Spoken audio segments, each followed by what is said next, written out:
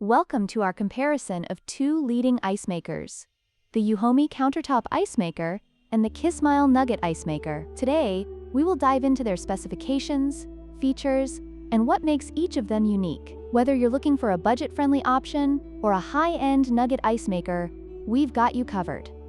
The EUHOMY Ice Maker produces bullet-shaped ice, which is great for cocktails and drinks. On the other hand, the Kismile Ice Maker produces nugget ice, known for its chewable texture and slow melting properties, making it ideal for beverages that require longer cooling times.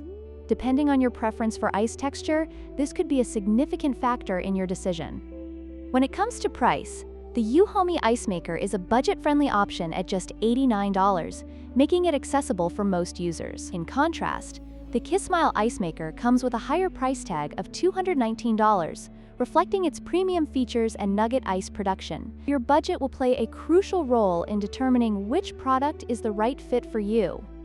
In terms of ice production, the EUHOMY Ice Maker can produce up to 26 pounds of ice per day, while the Kismile Ice Maker offers a higher capacity of 35 pounds per day.